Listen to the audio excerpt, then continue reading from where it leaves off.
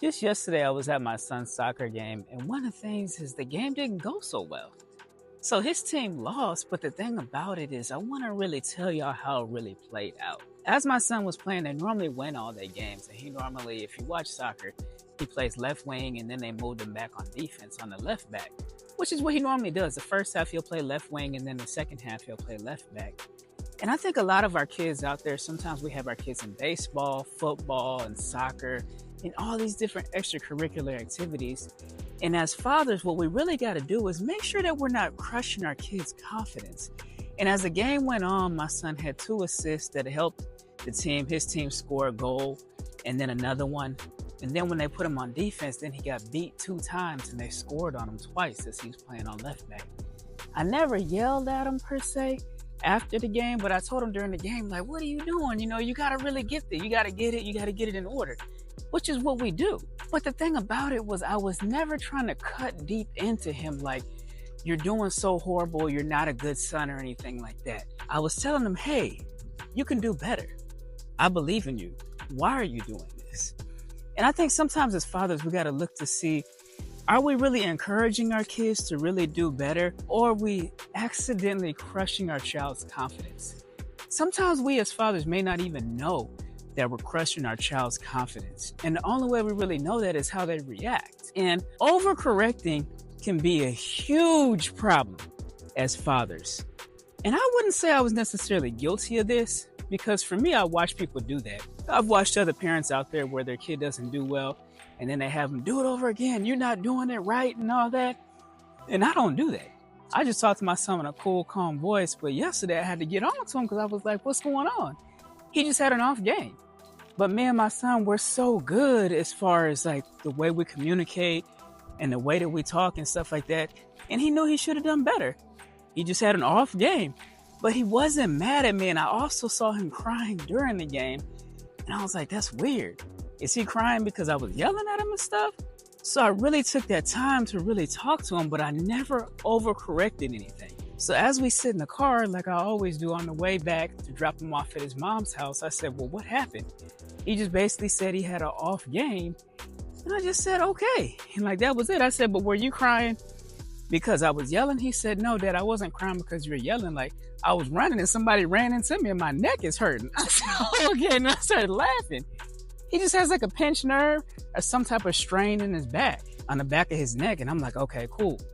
And that's what I mean. It's like, you want to talk to your child and let them speak, because even in the middle of this conversation, I was like, this is perfect. I was talking about different things, what was going on and stuff like that. He said, Dad, let me talk. And I was like, okay, just talk. And then he talked, and that's when he started to tell me what happened was when he was running, the guy had ran into him. And I'm not sure if he specifically ran into his back or if it was the way he landed on the back of his neck. Because I saw it, but I was like, what happened there? And then that's when he told me that's why I was crying, because of the pain. I said, because I was like, my oldest son, he don't cry like that. We just talk and communicate. So I was like, why would you be crying? Just talk. Even if I'm yelling at you, I mean, that's what we do. Like, we're okay. He said, Dad, it's not about that, because he's more of a tough love. You can get on to him, my older son. You can never do that to my youngest son. He would start crying.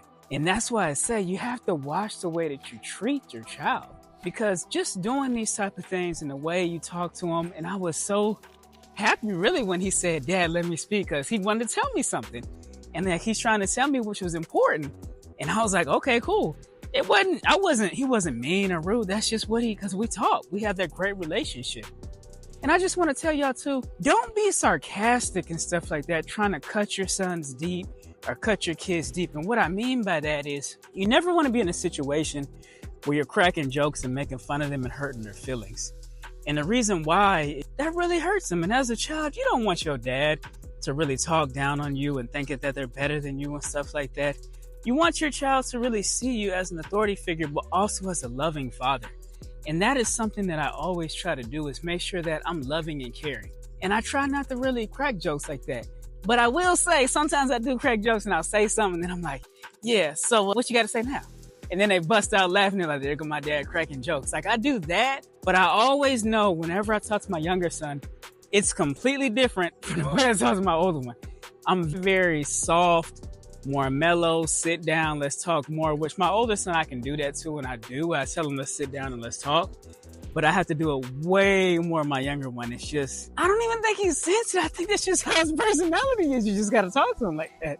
And then as time goes on, he listens and he's okay. And another thing is, you don't want to set unrealistic expectations. And what do I mean by that? Don't go out there telling your kid they about to be the next Michael Jordan or some Dennis Rodman, or they about to be the next Brett Favre or stuff. Come on, man. You got to be realistic. And I'm not saying that they can't do it, but you have to look at the numbers, look at statistics, look at the data and say, hey, where you really want to be like in life, and this is where you can be. Not to say that they can't make it, but be honest with them. Don't just share something and be like, hey, you can do this. Like my son wants to play soccer and then he wants to play like in Germany and stuff. And I'm like, that is more realistic. You have to put in more work, but you could do it. It's not one of the top soccer leagues in the world. Well, it is, but it's like in the top 3 to 4. So it's like in the middle, kind of. It's not like number 1, like the Premier League. So I'm like, that's realistic. I could see that. And it's realistic. So we came to a conclusion. I said, you know what?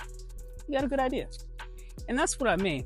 And then you don't want to compare your child to others. And that's another thing I never really do is I never really try to compare my kid to anybody else. And the reason why is because he's an individual. And you always want your child to be that individual. I'm an individual. My oldest son's an individual. The younger one's we're all different. So when I tell them, play your position, when you're out there playing soccer, play you. Don't worry about what everybody else is doing.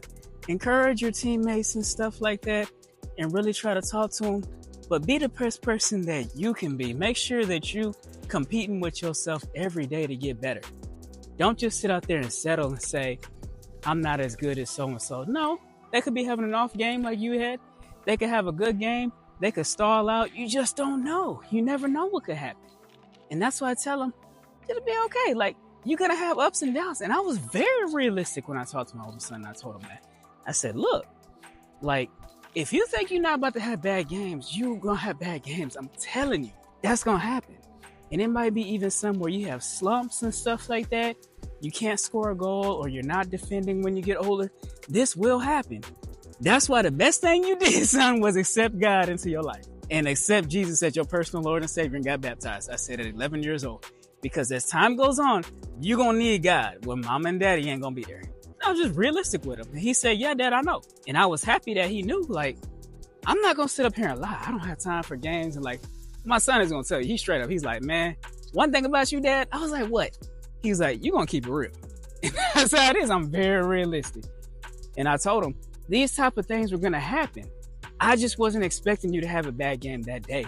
And he understood. He wasn't mad or anything like that. He was like, yeah, Dad, I mean, you're right. He just, for whatever reason, he had a bad game. I don't know if it's the heat or whatever, but that's what happened. And then you want to discipline to understand. What do I mean by that? That why it was wrong. Don't just start hitting them with the belt or yelling at them and then they don't know what's going on.